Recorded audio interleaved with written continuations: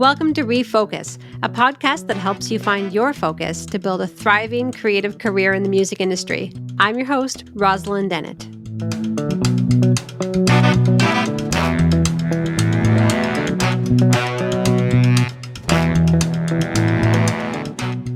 Hello and welcome to ReFocus. During the pandemic, many artists turned to live streaming to connect with audiences. But through that, live streaming has evolved as a great way to promote your music and connect with fans.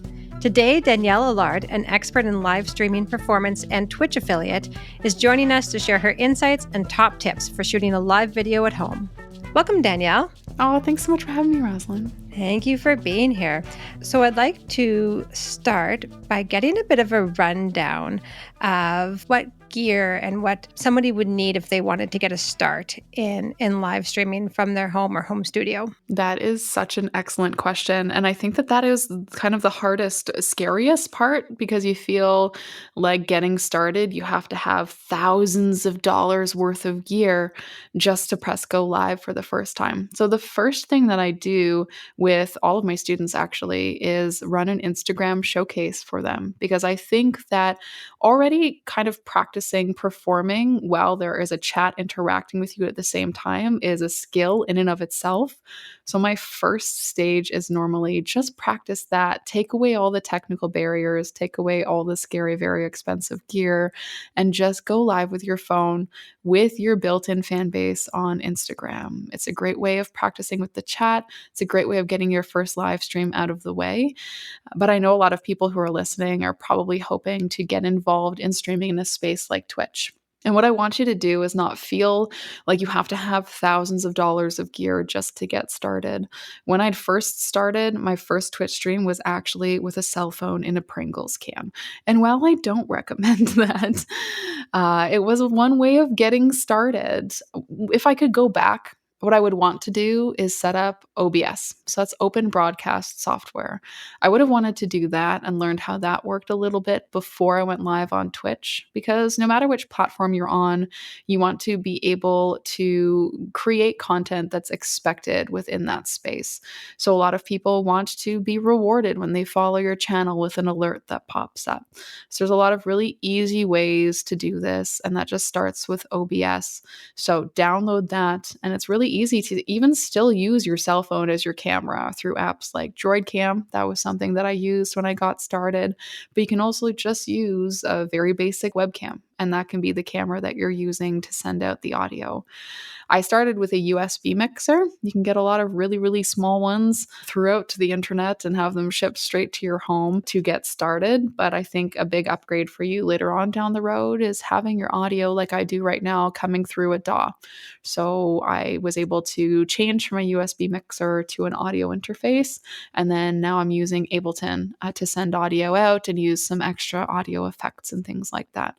So don't feel like you have to have all of this already set up. I think you can have a really, really great start just downloading OBS, making sure you have something like Stream Elements for your alerts, and then having a camera and some kind of device to bring the audio into your computer, and you're ready to get started. You mentioned alerts for your fans and your audience. What are some ways that people can start to grow and build an audience online? I think step one, especially if the goal is an audience for live streaming, is just go live. Once you have those basic building blocks in place, making sure your profile is complete so that they can find where your music is, they can find you on other platforms.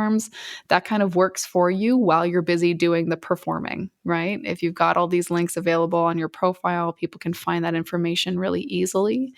The other thing that I really like about live streaming is you can get different kinds of chatbots. So while you can use a Stream Elements chatbot that comes with the alert package and things like that, if you wanted to take a look at them, you can also use something like Nightbot, which is what I have as my chatbot. And that's something that you can even put things on timers and it'll pop up in the chat throughout your stream, maybe every 15, every 30 minutes. Hey, everyone, if you want to check out my socials, here are some links. So there's a lot of really great ways to automate some of that to help your stream build an audience on other platforms just while you're live. But while you're getting started, the best way to grow that audience is just to go live. Are there ways that you can take that live stream and then reuse that material? Like, are you recording the live stream and posting it after? Or are there ways to like create more long lasting content from a live piece? That's an amazing question, and I'm all for if you work very hard to create something, finding ways for that content to work for you across platforms. And while I say being live is a great way of growing your audience, it's also time, right? When I first did my stream, I was doing kind of a 45-minute set the way I would at an IRL show, but the more I was accepting requests and the more I was allowing people to engage and change the stream to make it their own, the longer the stream time was. So sometimes I'm live between 3 to 5 hours, and that's usually my typical stream time now. That's a huge time incentive. So, how can I make that time work for me is kind of recording a lot of my content while I am live. So, weekly on Sundays, I release a new song that's recorded while we're live. So everybody is excited, they're a part of that process. And I'm also able to kind of have the community collect clips in a space like Twitch. So they make kind of 1 minute segments of their favorite parts of streams, which is huge for me. And we can also kind of go back through the video on demand that we just created and highlight certain segments. So maybe it was something funny. Sometimes it's tutorials based on questions that people have asked me. And then we're able to post 3 of those a week on YouTube. So I use clips for Instagram and TikTok, and I use a lot of highlight content over in our YouTube channel. When it comes to video on demand, so when you've actually created a stream, they do expire in a space like Twitch. And there's a lot of kind of rules around performing covers in that space you should be aware of as a musician. So maybe take a look at some of those. So what I do as a musician performing covers is I unlist the video on demand and I send it straight to YouTube. And I've got a playlist over there of over 180, I believe, streams now, just of all the streams that have happened kind of since spring, summer 2021. And I wish that I'd known about the easy export option on Twitch. So it's just kind of keep that in mind. Check out your video producer. Make sure you send those videos so you don't lose them. You can kind of house them on YouTube forever. And what a lot of people typically tend to do with those as well is make them kind of a subscriber perk. If people subscribe to your Twitch channel, one thing they can get is access to all of your what we call VODs in that space. You mentioned taking requests live, which is something really neat that you can do to interact with people in that live audience. What are some other ways that artists can interact with the live stream audience? Well, most people in Twitch are kind of aiming for this thing called affiliate. And that's when you're able to monetize your channel.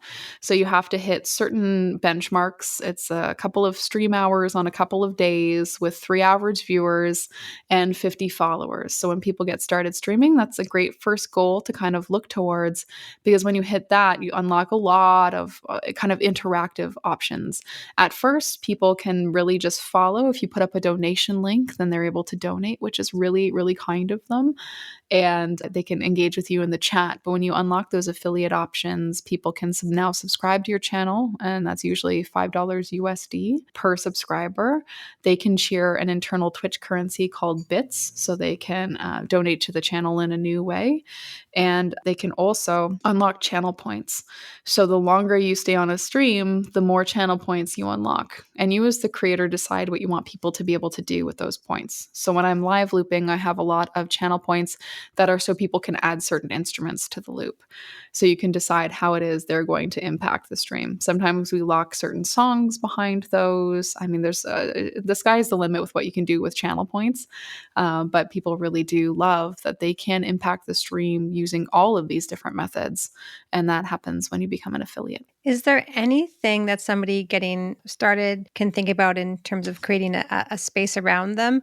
I can see through our video, and for who are listening, Danielle's calling in from her studio space, and it's beautiful, it's funky. There's stuff going on. Is there anything that people can consider when setting up their home space? Well, we do have a Learn Squad in my community, and we share tons of different kinds of skills. And we did have a really incredible session on lighting and optimizing your webcam for stream. So if you'd ever want to join our Discord and check out that, there's some resources there.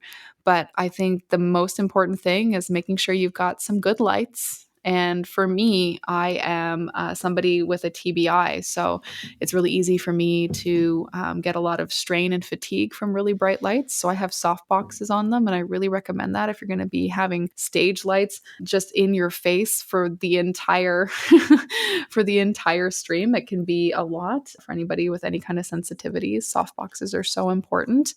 And I think colored lights are really powerful, and having a little bit of those fairy lights in the background, it just helps to make things look really cozy. But a colored light really helps to kind of bring the eye towards that side, and you just want to make sure you're super well lit. One of the upgrades that we were just able to do in these last couple of months through the community support was make it so that the community can actually change my lights. So you're seeing a lot of colored lights around the studio, and people are changing that by following, by cheering, by donating, by rating into the channel as well. So that was a really fun thing to put together, was just another way that they can interact and have an impact on the stream.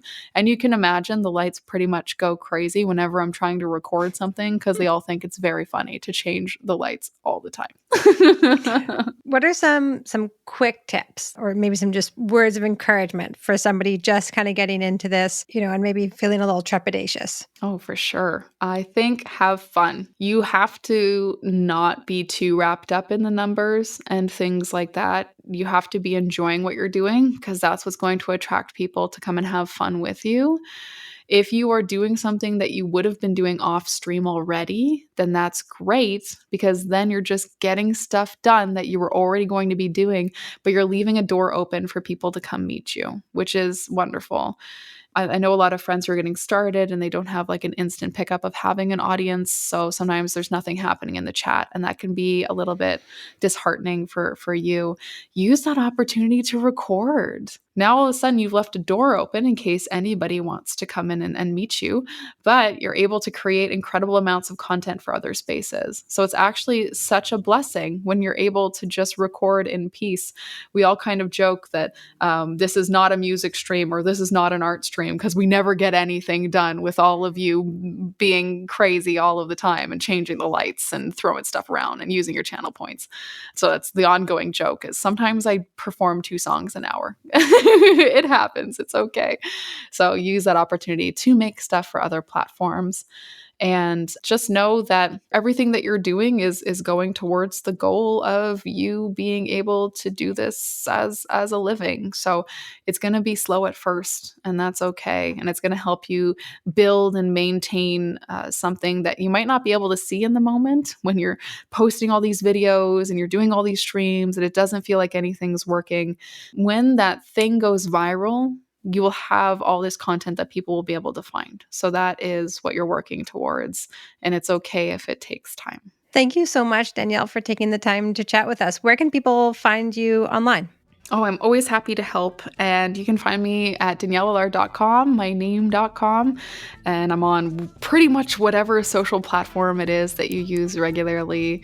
If you ever want to kind of connect with me, there's tons of ways through the website. And I'm also offering coaching. So if people are feeling really overwhelmed by this, I do have a shop, and there's tons of digital products in the shop. And that includes a coaching session as well. Great. Thank you so much. And we'll link to that in the show notes. Thank you so much for joining us, Danielle. Thank you.